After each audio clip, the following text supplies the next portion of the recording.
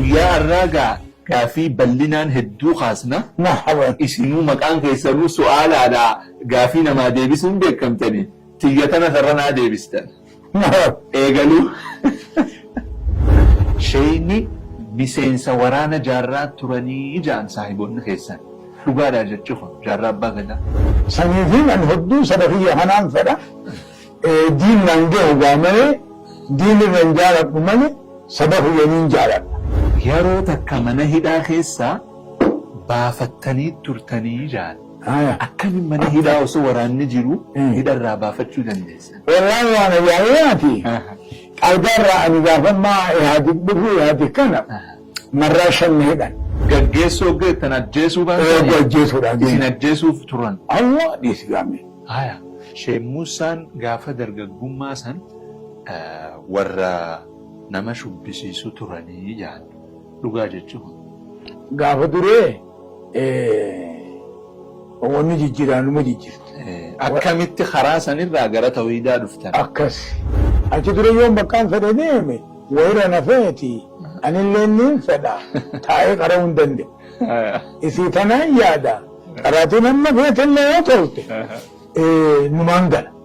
Amma saguunii fi yaadame qaraatumatti hin deebi'u. Oggaa boodaa firraa dadhabeetiin biraa deemuu dadhabee manuma keenya taa'ee. Aseerni akkan ooguuf keessan kana hojjaa kana gaafa Kanaadaa turtanis hojjaan dhiistanii jaan maali wanni hojjaa hojjaa dhiiroon gaafa Makka turtanis hojjaan Makka sanikkaza kana waduutu jala deemta. Guyya 10 guutuu waa'ee keessaniin odeeffachuu ture. Hojjaa kana yoom dhiistan shee? Way ajaa'iba.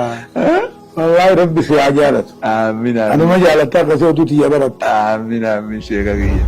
Anaafoo maan qicne hojjaa kana rabbii jiraa qicadhu. Hojjaamu amma kun kiyyu maal akki.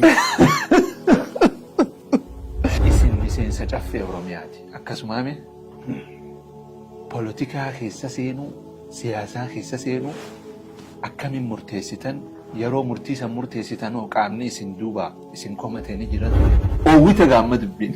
Eewwatu. Haya.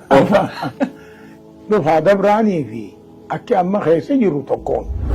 Waggaa 2 booda filannoo jiru irratti miseensa caffee taatanii dorgomuu karoora qabdan yeroo lammaffaa jira. Amma dhuftee makiinaan Itoophiyaa jirti. Amma makiinaan keenya dhufee amma hadaamaadha jira. Maa gadi hin baasne hara gursu. Amma amma gama gursuun gabbaasuudha. Isteetaadha qophii irra jirra.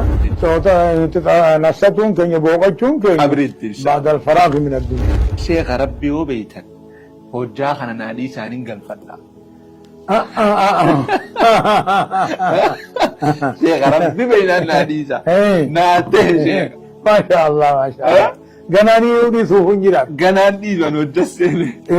Duba amma kanaan bifadhuu rabbii jira. Ijaazaa fi kanneen lakki ani sabaqa amma ijaabtu. Duba sheeka akkam. Laaf ijaabtu. Barakaa haftuu irra jira jedhanii. Dhugaa dhugaa. Amma ijaabtu barakaa naaftu.